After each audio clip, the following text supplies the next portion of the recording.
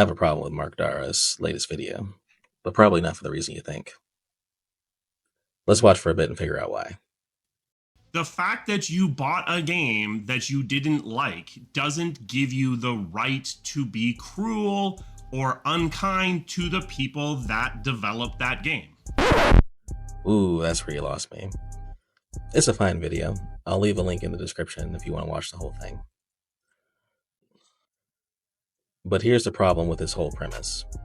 It's way too generous to this mob of so-called detractors. Mark's discussion includes this mob in a conversation that they really don't belong in. He treats the mob as if they are legitimate patrons expressing legitimate concerns, when in reality, they have not bought or played these games.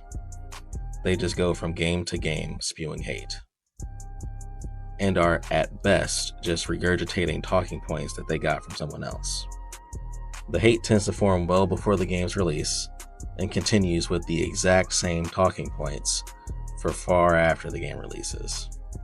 That's why no one in this mob can meaningfully critique anything beyond the facial animations in Andromeda, the loading screens in Anthem, or I guess just some of Tash's dialogue in Veilguard. If everyone complaining about Andromeda or Anthem or Veilguard had actually bought these games on release, they would have sold tens of millions of copies easily. And that's clearly not the case.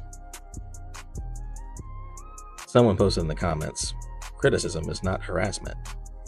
And that is true. But this is what a lot of people don't understand. 1. You cannot truly criticize something that you are not familiar with.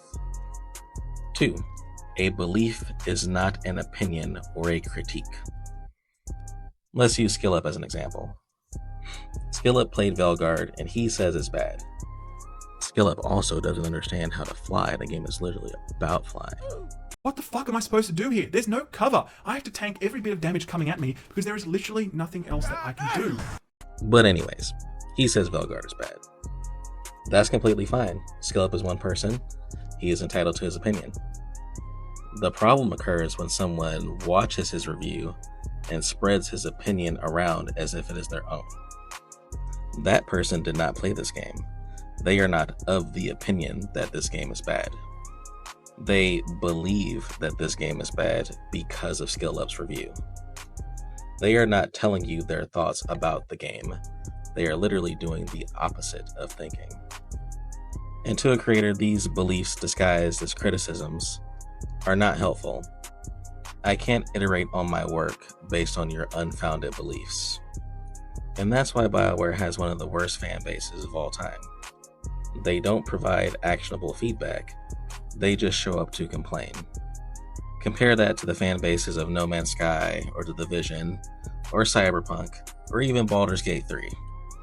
They all stuck with those games, provided feedback, and now we are left with some of the best gaming experiences available.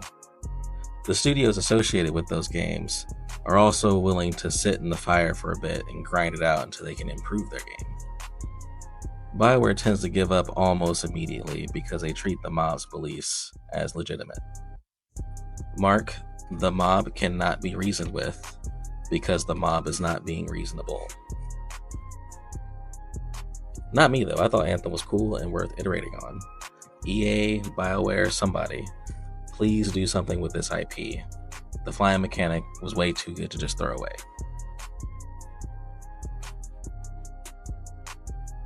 That's all I have for today. Let's talk about it in the comments. Thanks for watching.